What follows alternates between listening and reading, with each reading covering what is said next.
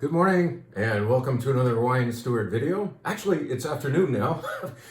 I couldn't use the phone for the video because it was being used as a timer for what? This, which now has come out of the oven. So, fresh baked bread at the Wine Steward Wine Bar again. Good stuff. Country sourdough. Yeah, so, well, welcome to the video and so much to tell you. Last video of the year. Happy New Year, everybody. And we'll have our own little celebration at the end of this.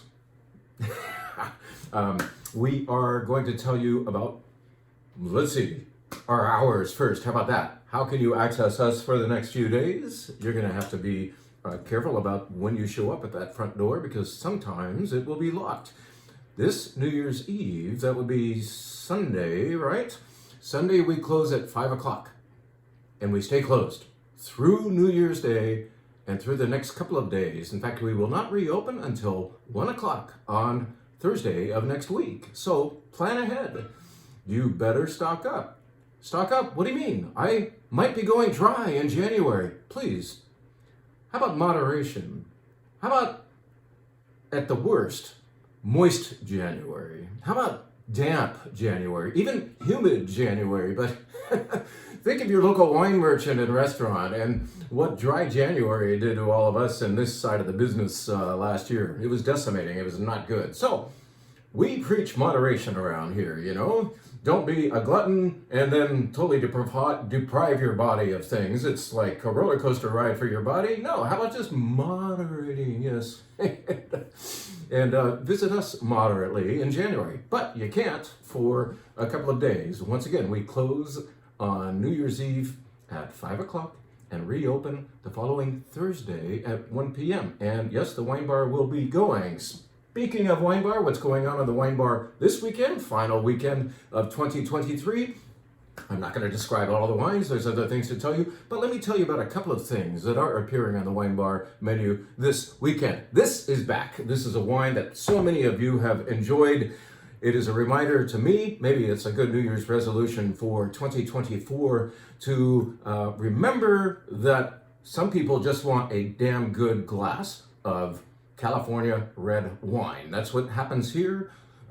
Very difficult to tell from the label design what is in here, but we can tell you that it's made by Whitehall Lane. It contains Napa Valley fruit, so it's all Napa juice, and it is based on Cabernet Sauvignon, and some other friends play in there as well. It is a Cabernet-based red blend from, like, long-admired Whitehall Lane. You know that winery, right? This is delicious. It's called Tre Leone, a wonderful, pleasing red blend that we're serving by the glass because so many of you will just savor a whole glass of this, especially on winter days like we're having right now. It's going to rain tonight.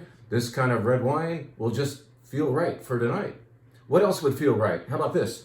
Whereas I will not tell you about everything that's happening in the red wine flight, we are starting that red wine flight with a good old Bordeaux because it's a very Bordeaux time of the year. When you got rain, when you got the roaring fire, when you are slow cooking some meat, braising, let's say, pot roast or short ribs, Bordeaux makes perfect sense. Root vegetables, mushrooms, sauce, gravy, whatever. Mashed potatoes, that's a very Bordeaux kind of meal. And so we are going to inspire that with this wine from Isan or Desan. This is Chateau Desan's little entry-level red, very affordable Bordeaux. Good stuff from the right bank, based on Merlot with a little bit of Cabernet Sauvignon. All right, how about one wine to represent the white flight? All of the white wines in the white flight this week are from La Belle France, or France, and it is going to start with wine from Alsace, and then we're going to go to the Rhone, and here and there and there. Well, we're going to go to a place that many of you love. Actually, no one says no to good Sancerre, and this is Sancerre from Domaine d'Aulnay, as imported by Charles Neal, Wine Selections, or whatever he wants to call himself. This is brilliant 100% Sauvignon Blanc as grown in mineral-rich soils in or near the village of Sancerre in the eastern Loire Valley. It is vibrant, it is lively, and you're thinking, why do I want to drink something vibrant, lively, and refreshing at this time of the year when it's cold outside? Well, you know what? I have experimented with the sequence of wine tastes. Like, let's say at on a particular venue or party that you're putting on, you're having an organized wine tasting, I recommend inserting Sauvignon Blanc into the middle of a bunch of red wine selections. It wakes the mouth back up. It's like snow melt. It's like face planting in a big mound of snow. It's like wonderful effect, bracing, and it's a nice thing this time of the year. Sancerre in the winter, why not? And it's on the wine bar flight. Let me tell you about one more wine that's on the flight. We are pouring 3-ounce pours of this. Why just 3 ounces? Because this is Ruby Port. It's not just Ruby Port, it is vintage port. Now, for the last several weeks, we've been telling you about a particular tawny port that's lovely. In fact, you've been supporting it like crazy. Many of you have come in and bought that beautiful 20-year tawny from Sandemans. Well, we haven't really given Ruby Port the time of day. Now we are. The only problem with Ruby Port, great vintage port, made maybe 3 vintages every decade, you have to get through the whole bottle within a day or so, or maybe a week, because it, like red wine, kind of loses its stuff. Whereas tawny port, you can come back to that in weeks and maybe even months and enjoy the same effect. Well, how about this? This is a half bottle of Ruby Port. So it's a little easier with a little circle of friends around you to get through this half bottle of 2016 vintage Ruby Port. Vintage is the best stuff from a particular port producer. And this is from Posas. Producer we've never actually represented before, but we tasted this and said, boom, we love it, and we especially like the convenience of the half bottle. Ruby Port, once again, unlike tawny, is the port to have with chocolate desserts, or maybe chocolate raspberry kind of cakes or torts or things like that. Those dark fruit and chocolate flavors are amazing with a good Ruby Port. And this is a great one. Lovely. Have a little port at the wine bar. Boom.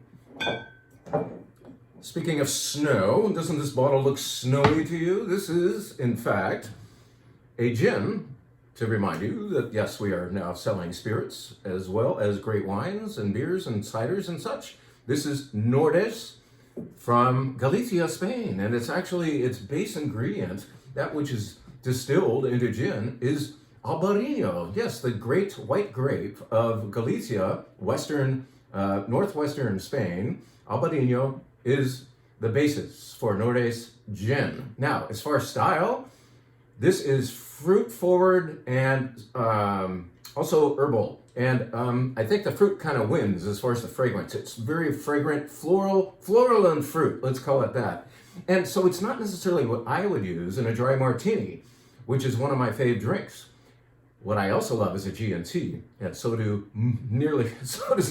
nearly every Spaniard. Spain excels with the G&T. For them, it is an art form. If you were to go to a very good bar in Spain and ask for a G&T, you'd be in for theater. You would be observing the making of your drink for perhaps 2 minutes. And it comes in a big punch bowl. There's all kinds of beautiful additives. So let's just say the Spanish know a thing or two about what gin is appropriate for a G&T, gin and tonic. Gin tonic, they say. They can't, or don't say gin very well, but they say gin tonic. In a great gin tonic or gin and tonic in Spain, you will see this. This is represented at many bars in Spain. I've seen it there far more than I've seen it over here. Well, now we carry it, and you may enjoy a gin and tonic using this beautiful gin, Nordes from Galicia. Okay, boom. Let's tell you now about sparkling wine, because it's that time of year, right? Many of you have already walked in the door today and have been asking about sparkling wine and champagne. We can't call them all champagne, but we can all call them all sparkling wine. Let's tell you about 3 really quickly. They're all French. This one is not champagne because it's made not in Champagne, but in the Loire Valley of France. However, it is made like champagne in that the second fermentation occurs in bottle, which definitely adds to a better feel of bubble and more character. This was in fact on the lees, that is during that second fermentation in individual bottle. For 2 years, it is made of about 80% Chenin Blanc, the best grape in the world, and 20% Chardonnay. It is lovely. It is dry, bracing, and might work for your budget if you need a lot of sparkling wine. In other words, we're in the 20s. We're not in the 40s and 50s where real champagne from Champagne, France typically occurs price-wise, like 40 bucks and up. So, boom, here's a beautiful sparkling wine. Can't call it champagne. That is lovely, and it's made the Champagne way. Let's tell you about champagne and represent to you a bottle that we've shown you perhaps a couple of times, just even this month, because we love it. And so many people do. It's a more fruit-forward, albeit dry, brut champagne from Chateau Bligny in southern Champagne. So it's the real stuff. And most important to us, an independent family-owned business. This is a independent grower producer. In other words, they grow all their own fruit and make this wine with it. So most producers or most growers of grapes in Champagne sell their fruit to the big houses, a la Piper Heidsieck and Veuve Clicquot and so on. But some grower producers go to the trouble, or growers go to the trouble to actually build their own winery and to have full control over their product. And so you've got these small production things called grower champagnes. Those wineries hardly ever make any more than 10,000 cases of wine, because to own a few acres of champagne is a very expensive endeavor. So Bligny, not big and beautiful, and a great fit for the wine steward. Let's tell you about another grower champagne, the top tier thereof. In 1971, 12 grower producers, that is people who grew the grapes and chose to also very expensively purchase the equipment to make their own champagne. Grower producers, you get it? 12 of them got together to kind of reply to the famous houses, those big names that I've already referred to, with a brand of their own. By banding together, they thought we could make a great champagne that would, by virtue of our group, be famous in its own right. And so the Special Club was born. And Special Club, as of 1971, had 12 members. Like I said, it still has less than 3 dozen. This was one of the founding members. This is Gaston Chiquet. Let's get this beautiful bottle out of the box and show you a bottle that is not inexpensive. It is far less expensive than some of those well-known Tête de Cuvées. I'll just say Le Grand Dame from Veuve Clicquot and Dom Perignon cost quite a bit more than this, but this is arguably of the same quality, and it's feel good because it's a small producer growing their own fruit, having full control over the quality all the way through the bottling and aging of this really beautiful blend of Chardonnay and Pinot Noir. Gaston Chiquet, it is vintage champagne. The cool thing about this club, everybody agrees to work together to promote the club idea, and they have to assess each other's product. And some things get crossed off the list once in a while. And they also agree when they will bottle, as a group, a vintage champagne. It has to be vintage, has to be grown by themselves, and it won't happen every year. The committee, the group, has to vote on whether or not the year is good enough to be bottled as a special club. And then it goes into this very distinctive green bottle. Everybody uses it, and it's cool. It's high quality champagne that you might aspire to. Really beautiful. And what I personally love about it is its length. After the wine has actually left my mouth, I've got this wonderful memory of it in my mouth. It's delicious champagne. What are we forgetting to tell you? I think I've crossed nearly everything off this list, except I want to point out a couple of goodies. Let's say you're sick of turkey, you've had enough of that this month, and you're planning on doing prime rib for New Year's Eve dinner. This is a great wine to have with it. This is called Counterpart by Upchurch up on Red Mountain in Washington State. We showed it last night as part of our Best of 2023 wine event, and this is based on Merlot, which is one of Washington State's best grapes, and I believe Merlot, the stigma thereof can be saved by great Washington State Merlot. In other words, it's some of the best Merlot in the world, that which comes from there. This is one of the great producers. Chris Upchurch was one of the founding winemaker of DeLille Cellars and now has his own place with his wife Tia. making Upchurch, Cabernet, and now this, which has never come to California until this vintage. I've been asking and asking, and finally we got the yes, it's now going to come. Maybe our bugging them got it down here. It's based on Merlot, like I said, 87%, and then 13% Cabernet. What I found out is that it loves a little bit of air. Last night when we poured it, it was a little bit tight. We left a cork. We left a bottle on the counter from last night that had no cork in it. It was delicious today. It's right here. Look at that beautiful dark thing. The wines of Red Mountain, Washington State are always dark and hefty, but because this is Merlot based, it's a little easier on the palate, and it can be drunk a little bit sooner than a very age-worthy Red Mountain Cabernet Sauvignon. Red Mountain, where is that? It's southeast Washington State. It's west of Walla Walla, but well east and south of Seattle, let's say. And it is one of the smallest appellations or sub-appellations of the Columbia Valley, Washington State. Prime red, baby. Do it with that. Lovely wine. Just decant it, give it maybe an hour in the decanter while you're cooking that meat. Here's another wine that would go very, very well with that prime rib. I'm often saying, no, do Châteauneuf-du-Pape with lamb. Do it with pork tenderloin off the grill. Hey, this time of the year, pork, if you're doing a pork roast, it'd be a wonderful pair for that. But prime rib, why not? This is Les Vieux Donjon, one of our absolute favorite producers of Châteauneuf-du-Pape. I recklessly bought 2 more cases of it than we needed because I think I'm going to put one away for later and try it in maybe 5 or so years, maybe 10. But this wine is also singing right now. You can get to it. Enjoy a beautiful Châteauneuf-du-Pape. Châteauneuf-du-Pape is the greatest wine of the Southern Rhone, most would say, and Les Vieux Donjon is easily one of my 5 favorites from that area, where well over 200 people are making good Châteauneuf-du-Pape. Les Vieux Donjon, one of the winners, one of the beautiful wines, very elegant red fruit going on in here. A final wine of the year, just to remind you that maybe your New Year's resolution for 2024, or your list of resolutions, should include trying wines that I'm a little afraid of. Now, many of you do like good German Riesling, and this is good, but some of you are like, oh, no, that's what I started with. When I was a wine rookie, I was loving that stuff, but I'm above all that now. Well, in fact, great German Riesling is the wine of rookies and the wine geeks, and few in between. In other words, some of you haven't evolved yet to the point of saying, actually, this is fantastic wine. It is ageable white wine. It is fantastic with just about every kind of food out there, including sushi and pork roast, one of my favorites that I keep harping on about.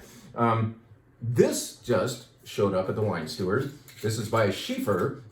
The bottling of this actually benefits a school. So Friedrich Wilhelm Gymnasium, which is an ancient and very historical school. So somehow this wine, the sales thereof, benefits that old German school. Now, you can say you're smelling grapefruit and maybe kumquat, mandarin orange, all kinds of beautiful fruit, or you could say alternatively, very alternatively, that you're smelling petrol. That's a typical descriptor for a good Mosel Riesling. They're supposed to smell like that. So whichever fork of the road you're going down, as far as what your senses are picking up, let's just say this is fully representative of the type. How sweet is it? It's only medium, it's medium dry, let's say that. It's just off dry, which means it's not all that sweet yet, but we're definitely not bone dry. It's not a Trocken, it doesn't say so on there. Trocken would mean it is a bone dry German Riesling. But here, there's barely any sweetness. There's more actual fruit than sweetness going on in the wine. And oh, it smells so good. German Riesling, it's one of those arrival wines, perhaps. It's something that you come back to and realize I'm secure about trying this wine again. I can see what it's like with great food, and you will grow and you will expand your horizons and make it a New Year's resolution. We want to express our heartfelt thanks to you for keeping us, getting us through a rather tricky year. 2023 wasn't the best year for the likes of wine shops and restaurants. People who were trying to show you really good product, everybody was like scrimping and saving a little bit. We're very, very glad that you kept this boat afloat. December's been very nice to us, and you have been. So thank you for everything. We wish you a very happy new year. And now it's time for us to have our very unique Wine Steward celebration. I've been saving these Starbucks cups. It's taken a lot of coffee for this retailer to survive December. And we can now say Happy New Year to you. And thank you again.